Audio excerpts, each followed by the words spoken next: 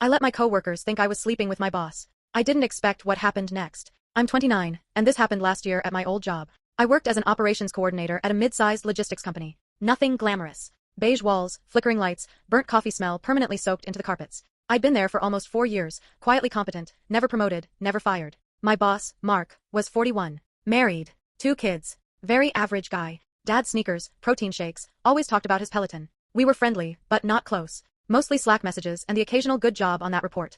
Then my coworker Jenna started the rumor. It began small. Comments like, "Wow, Mark really trusts you with those accounts." Or, "Must be nice getting one-on-one meetings so often." At first, I laughed it off. Office gossip happens. But then people stopped laughing with me. I noticed conversations going quiet when I walked into the break room. Slack replies getting slower. One guy jokingly asked if I was the new Mrs. Manager.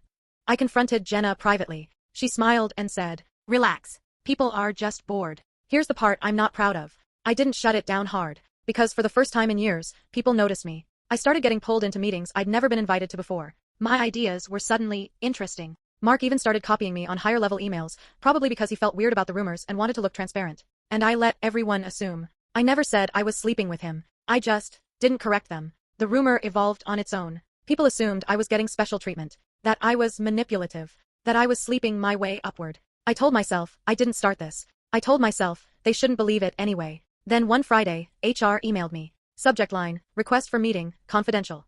I walked into a glass conference room with HR, Mark, and a woman I'd never met before from corporate. They asked me directly if I'd had a relationship with Mark. I said no. They asked if I'd ever implied I had. I froze. Because technically, no. But also, kind of. HR told me multiple employees had reported unprofessional behavior and favoritism. One person submitted screenshots of Slack jokes I never shut down. Mark looked genuinely confused. And then embarrassed. And then angry, but not at me. At the situation. They put me on paid leave while they investigated. That weekend, the rumors exploded. Someone posted anonymously on Glassdoor about a toxic leadership affair. Another coworker messaged me privately asking if it was true.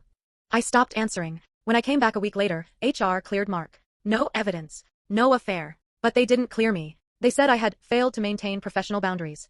They offered me 2 options. A formal write-up that would block promotions indefinitely, or a quiet resignation with a neutral reference. I chose resignation. On my last day, Jenna hugged me and whispered, "I never thought it would go that far." 3 months later, I found out she applied for my position. She didn't get it. The role was quietly eliminated. Mark transferred departments. And me. I still think about how easy it was to let people believe something false, and how expensive silence can be. Sometimes the lie you don't correct ends up choosing for you.